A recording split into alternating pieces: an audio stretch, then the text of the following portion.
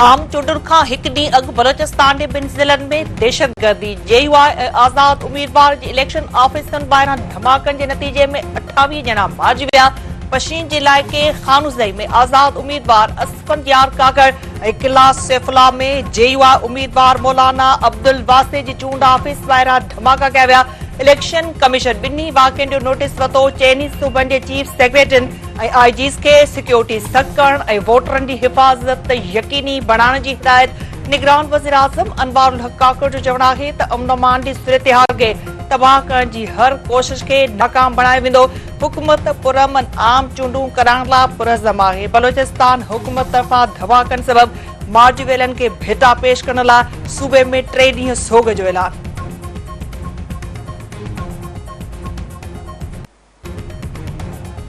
कराची जे इलाइक़े गुलशन इक़बाल भरिसां हाजी लीमो ॻोठ में धमाको, हिकु ॼणो मारिजी वियो, 2 ज़ख़्मी। एसएसपी ओभर इरफान बहादुर जो चवणु आहे त दहशतगर्द दस्ती बम हथ में खणी वञी रहियो हो त बम फाटी पियो। धमाके में दहशतगर्दी मारिजी वियो। वधीक जांच कई पई वञे।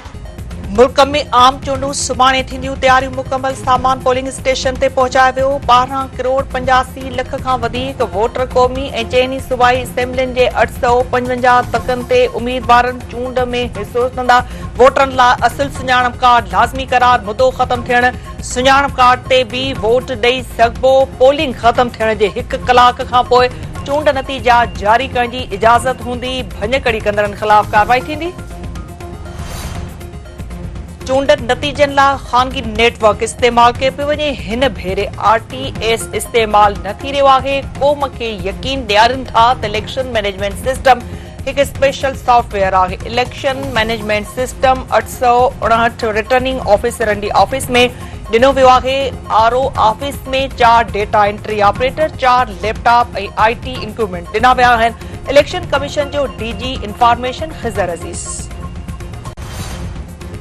परॾेही तर्जुमान मुमताज़ ज़हरा बलोच जो चवणु आहे त मुल्क में सुभाणे चूंडुनि लाइ सिक्योरिटी प्लान्स खे क़तई शिकिल ॾिनी वई आहे। पाकिस्तान हिकु गॾियल जमहूरी अमल खे हथी वठाइण लाइ पुरज़म आहे। पाकिस्तान कानून जी हुक्मरानी ऐं बुनियादी आज़ादियुनि जे तहफ़ुज़ जो पूरी तरह अज़म रखे थो। चूंड अमल में कंहिं बि शिकायत जी सूरत में कानून मौजूदु आहे। संदन अदालती निज़ाम मुंसिफ़ाणो ट्रायल ऐं मुनासिब अमल फ़राहम कंदो आहे।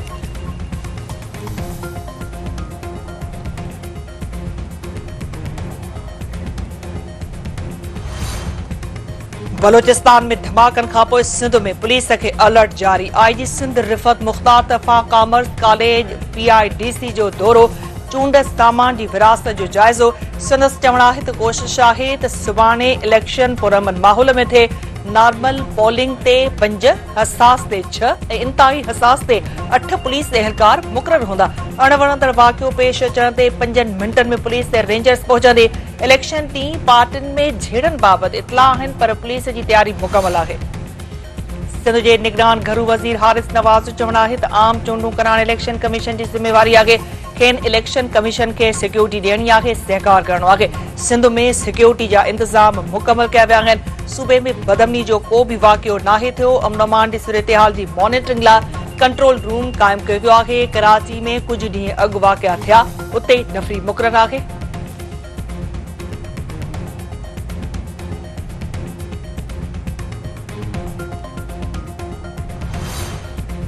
पीपी चेयरमैन बिलावल भुट्टो ज़रदारी तरफ़ां चूंडुनि खां अॻु ॻड़ी ख़ुदाबख़्श भुट्टो आमद शहीदनि जी आख़िरी आरामगाह ते हाज़िरी भरे फ़ातिहा ख़ानी कई वई।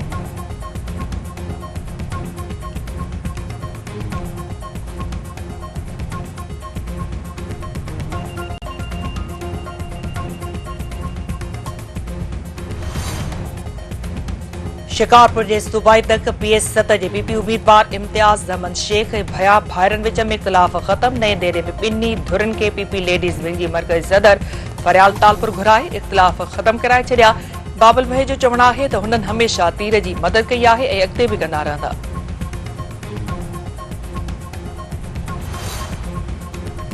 घोटकी जे वीसर पाड़े में घरू अणबणत तां मुड़स हथां ज़ाल क़तल। अब्दुल कादिर वीसर पंहिंजी घरवारी गुलशन वीसर जो तेज़ धार औज़ार सां गलो वठे क़तल करे छॾियो। पुलिस लाश इस्पताल मुंतक़िल करे छॾियो।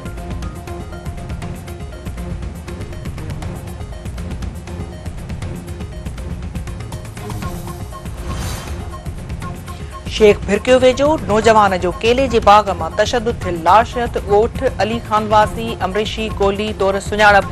पुलिस जो चवणु आहे त नौजवान जो लाश इस्पताल मुंतक़िल कयो वियो आहे। वधीक जांच कई पई वञे।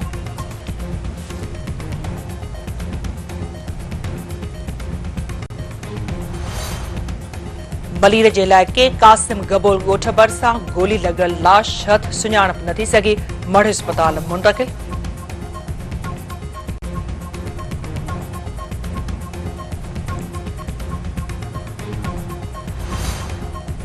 गड़ी यासीन भरिसां ॻोठ शाह मोहम्मद जेहो में करंट लॻण सबबि ॿ औरतूं फोत। इरफाना ऐं सपना जेहो कपड़ा धोअण दौरान बिजली जी तार मां करंट लॻण सबबि दमधणी हवाले कयो।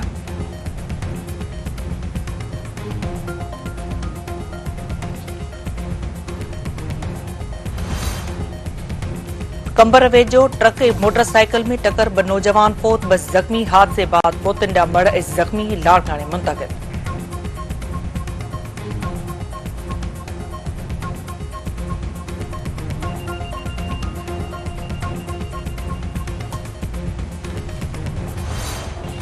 इसराइली फ़ौज जी गज़ा जी रिहायशी इमारतुनि ते बमबारी, वधीक 110 फ़लस्तीनी शहीद। हिक हफ़्ते दौरान ख़ान यूनिस मां 2 लख माण्हुनि खे जबरी बेदख़ल कयो वियो।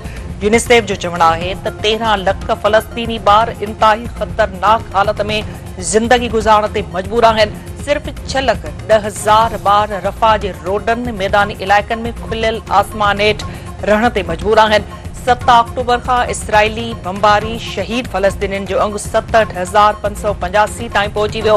67,000 जे लॻभॻि ज़ख़्मी शहीदनि ऐं ज़ख़्मियुनि में अध खां वधीक तादाद ॿारनि ऐं औरतुनि जो आहे।